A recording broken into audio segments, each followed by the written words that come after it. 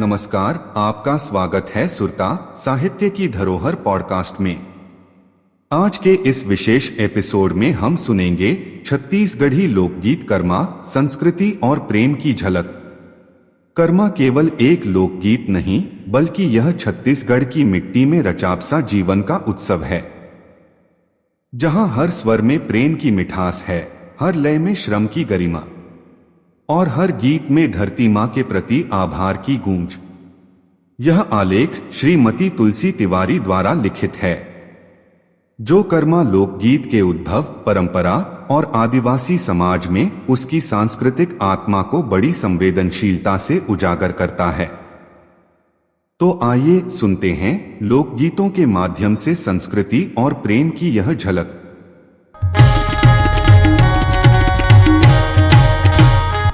नमस्कार। आज हम एक बहुत ही ख़ास विषय पर बात करने वाले हैं। छत्तीसगढ़ का एक बेहद रंगीन और दिलकश लोकगीत और नृत्य कर्मा। और इस चर्चा के लिए हमारे पास एक मजबूत आधार भी है। श्रीमती तुलसी तिवारी जी का एक लेख है जो सुरता साहित्य की धरोहर में प्रकाशित हुआ था। तो आज हम कोशिश करेंगे कर्मा के जड़ों तक जाने की, इसके जो सांस्कृतिक मायने हैं उन्हें समझने की। ये भी देखेंगे कि कितने अलग अलग तरीकों से इसे पेश किया जाता है, और हाँ, सबसे ज़रूरी, इसके गीतों में कौन सी भावनाएं हैं, क्या कहानियाँ छिपी हैं। मतलब छत्तीसगढ़ी संस्कृति में कर्मा का क्या मकाम है, ये समझने की कोशिश रहेगी। कहते हैं ना कि लोकगीत किसी भी संस्कृति की एक तरह से धड़कन होते हैं। सोचिए, जब भाषा नहीं थी तब भी तो लोग इशारों से, चित्रों से बात करते थे।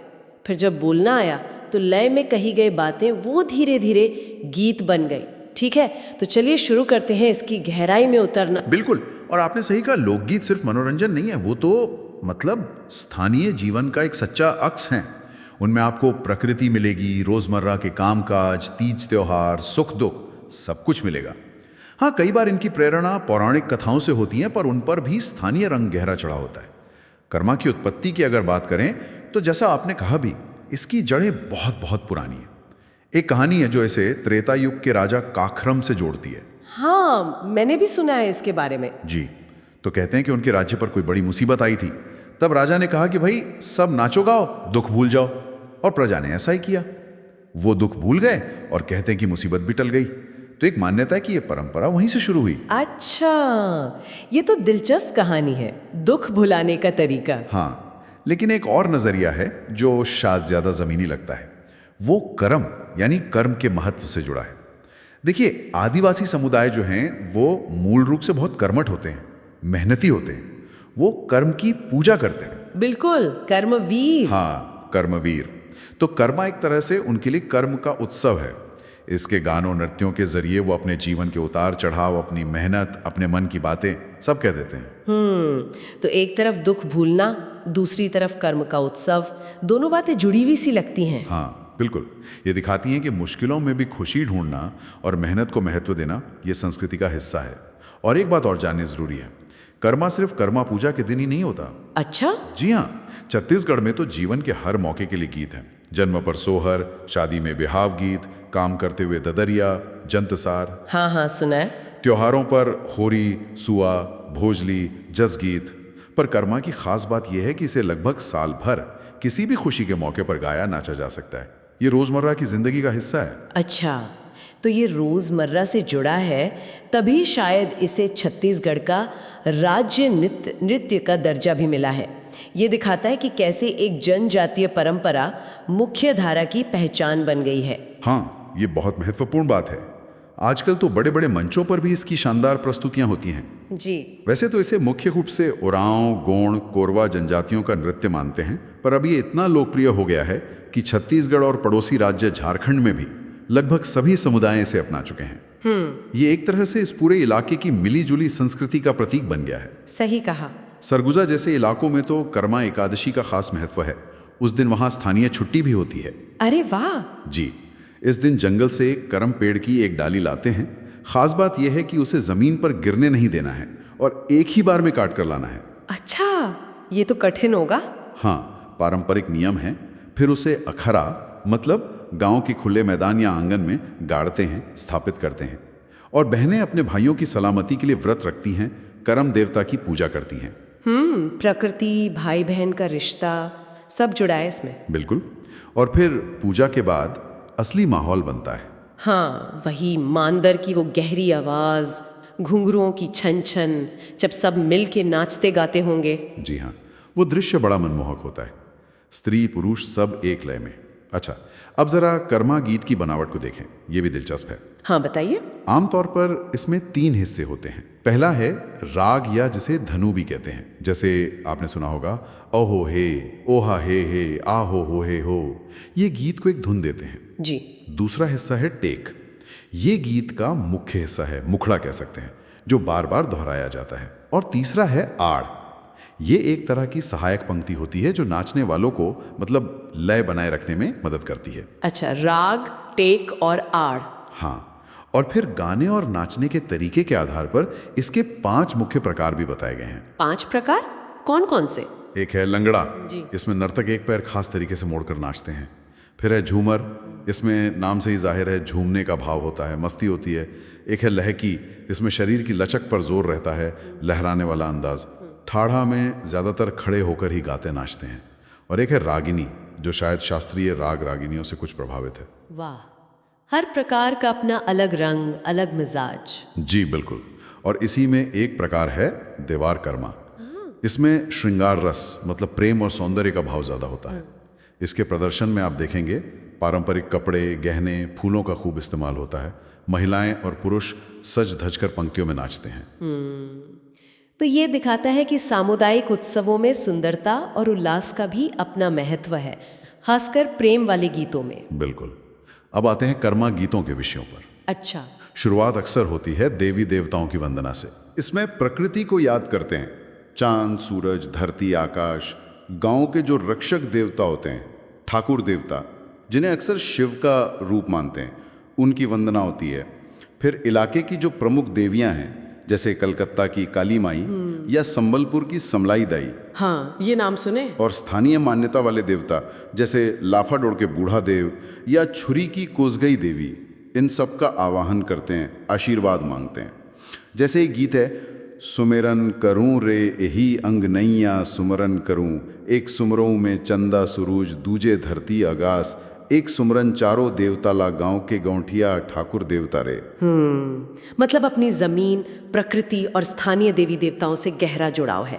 कोई भी शुभ काम उनको याद किए बिना नहीं। बिल्कुल, यही परंपरा है। और फिर आता है वो पहलू जिसने शायद कर्मा को इतना लोकप्रिय बनाया है, प्रेम और श्रृंगार।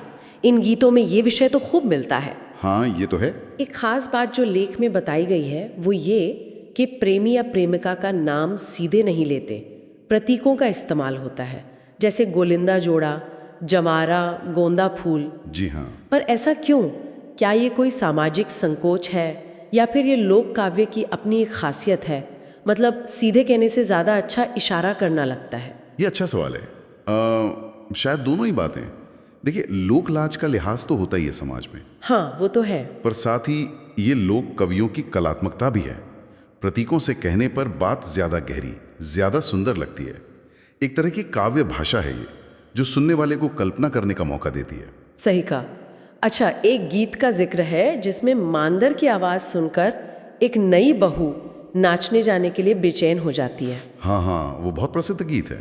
वो अपनी सास से कहती है, टपकी मांदर बाजे मोर जीव हा कैसे लागे, धर धर सास मोरे कोरा के बलकवा हमू जाबो कर्मा नाचे। जी। मतलब माँ जी मांदर बज रहा है, मेरा मन नहीं लग रहा, बच्चे को संभालो, मुझे नाचने जाना है। और सास उसे रोकती है, रात में बाहर जाने के खतरों के बारे में बताती है। कहाँ जाबे बहू रस्ता में घेरी न चंडाले। हाँ, पर बहू पर तो जैसे धुन सवार है। कहती है, मांदर के बाजा बड़ा नीक लागे, घर में छिन भर नहीं नीक लागे। मतलब मांदर की आवाज इतनी अच्छी लग रही है कि घर में एक पल भी मन नहीं लग रहा। ये दिखाता है कि संगीत, नृत्य और वो जो सामुदायिक उत्सव का माहौल होता है ना, उसका खिंचाव कितना जबरदस्त हो सकता है। कभी कभी सामाजिक बंधन, यहाँ तक कि पारिवारिक जिम्मेदारियां भी पीछे छूट जाती हैं। हाँ बिल्कुल। और जहाँ प्रेम है वहाँ सजने संवरने का जिक्र न हो, ऐसा कैसे हो सकता है? हाँ बिल्कुल। कुछ कर्मा गीतों में नायिका के नक्शिक श्रृंगार का बड़ा ललित वर्णन मिलता है, बिल्कुल वैसा जैसा हमें पुराने साहित्य में रीतिकाल वगैरह में मिलता है। अच्छा। जैसे एक गीत में है, मांग मथ सिंदूरा बिराजे, पैरम पैरी ललकारे, पिंडरे मचूरवा ललकारे, छाती के चोलिया ललकारे, नाक मनथुनी ललकारे। अरे वाह, मतलब सिर से पांव तक सजी हुई। बिल्कुल, मांग में सिंदूर, पैरों में पायल, पिंडलियों पर कांसे का चूड़ा, गले में हार, नाक में नथुनी, सब कुछ। और गीत कहता है कि उसके गहने ललकार रहे हैं। ललकार रहे हैं मतलब उनकी चमक, उनकी खनक, वो सब का ध्यान खींच रही है। पर ये सिर्फ सुंदरता का बखान नहीं है। अच्छा, और क्या है? देखिए, आदिवासी समाजों में अक्सर पहनावा, गहने, ये सब सामाजिक स्थिति, वैवाहिक स्थिति बताने का तरीका भी होते हैं। प्रकृति से जुड़ाव भी दिखाते हैं, जैसे फूलों का इस्तेमाल। ये एक तरह की विजुअल भाषा है जिसे पूरा समुदाय समझता है। ये बात तो सोचने वाली है। ये वाकई अद्भुत है कि बिना किसी औपचारिक पढ़ाई लिखाई के लोक कवि कितनी गहरी और सजीव कल्पना करते हैं। यही तो लोक रचनात्मकता की ताकत है। वो अपने आसपास के जीवन और भावनाओं से ही प्रेरणा लेते हैं। संवाद बड़ा प्यारा है। प्रेमी कहता है, मया म आइएव राम, तोर बलाए नहीं आइएव। मया म आइएव राम, यानी तुम्हारे बुलाने से नहीं आया, तुम्हारे प्रेम के खिंचाव से चलाया हूं। लेकिन प्रेमिका देखिए कितनी होशियार है। वो सिर्फ भावनाओं में नहीं बहती। वो कहती है, चांदी के मुंदरी अठन्नी भर, ठीक जिंदगानी ला निभावे तभे तो जानो ठीक। हाँ, मतलब जैसे चांदी की छोटी सी अंगूठी खरी होती है ना, वैसे ही प्रेम भी तभी सच्चा है जब वो जिंदगी भर निभाने वाला हो। पहले वादा करो, तभी मानूंगी। सही है, प्रेम में व्यवहारिकता भी है, रिश्ते को परख रही है। बिल्कुल। और फिर प्रेमियों से छेड़ता भी है। कहता है, तोला नहीं आवे कर्मा, झुन तो देते प्राण। हाँ, मतलब तुम्हें तो ठीक से नाचना भी नहीं आता, फिर क्यों मेरे पीछे पड़ी हो? हाँ। देखिए, इसमें प्रेम भी है, एक दूसरे को परखना भी है, छेड़छाड़ भी है, और रिश्ते में बराबरी का भाव भी दिखता है। ये कोरी कल्पना नहीं लगती, असली जिंदगी के संवाद लगते हैं। हाँ, बिल्कुल असली लगते हैं। अच्छा, एक और गीत है जिसमें प्रेमिका अपने प्रेमी को, जिसे वो प्यार से मन बोधना कहती है, अपने घर बुला रही है। हाय रे मन बोधना, चले आवे हमार अंगना, मन बोधना। हाँ, और प्रेमी है कि बहाने बना रहा है। हाँ, कहते आंगन में पानी भरा है, आवाज हो जाएगी, या फिर कुत्ता बंधा है, भौंकेगा, कहीं काट ना ले। जी। और प्रेमिका के पास हर बहाने का जवाब है। कहती है, पानी उलीच देना, कुत्ते को पुचकार कर बांध देना। ये प्रेमियों के बीच की वो लुका छिपी, वो मीठी नोक झोंक, कितनी खूबसूरती से पकड़ते हैं लोकगीत रोजमर्रा की छोटी छोटी बातों को। सही कहा। एक और बड़ा मशहूर गीत है, वो कांटा लगने वाला। हाँ, रतन बोईरी तरीर है। हाँ, वही। प्रेमिका बहाना बनाती है कि झाड़ी के नीचे कांटा गड़ गया है और पास में ही प्रेमी छिपा है। जी। और उससे मदद मांगती है। पर प्रेमी भी कम नहीं, मदद के बदले इनाम पूछता है। हाँ, और प्रेमिका पहले तो कहती है थाली भर रुपए ले लो, फिर मजाक में कहती है मेरी छोटी ननद से शादी कर लो। प्रेमी दोनों बातें ठुकरा देता है। तब आखिर में प्रेमिका कहती है, ले ले बे छेलवा मोरे रस बुंदिया, हेर दे बे मैनहरी कांटा। रस बुंदिया यानी प्रेम का प्रतीक। बिल्कुल। मेरा प्रेम स्वीकार करो, तब कांटा निकालो। ये कांटा निकालने का बहाना, ये तो हमें पुरानी कहानियों, फिल्मों में भी मिलता है। हाँ, मिलता है। तो ये लोक रचनाकारों की कल्पना और चतुराई है। और ये इस बात का भी प्रतीक है कि प्रेम जो है वो सामाजिक बंधनों के बीच भी मिलने के रास्ते, बहाने वो ढूंढ ही लेता है। पर देखिए, हमने प्रेम और श्रृंगार के कई उदाहरण देखे, शायद इसलिए कि ये भावनाएं ऐसी हैं जो सबको अपील करती हैं और गीतों में आसानी से ढल जाती हैं। पर कर्मा सिर्फ यहीं तक नहीं है। हाँ, ये बात सही है। और क्या पहलू हैं इसके? देखिए, इन गीतों में पारिवारिक अनुशासन और सामाजिक मर्यादाओं का भी जिक्र आता है। अच्छा। क्योंकि प्रेम चाहे कितना भी गहरा क्यों ना हो, उसे फलने फूलने के लिए, एक स्थायी रिश्ते में बदलने के लिए परिवार और समाज की व्यवस्था तो जरूरी है ना। हाँ, वो तो है। शादी के बाद जिम्मेदारियां आती हैं, दोनों परिवारों का मान रखना होता है। ये बातें भी गीतों में झलकती हैं। कोई उदाहरण है इसका? हाँ, जैसे एक गीत में एक नई बहू का वर्णन है। सास उसे पानी लाने भेजती है। हाँ। अब उसे ससुराल के रास्ते ठीक से पता नहीं।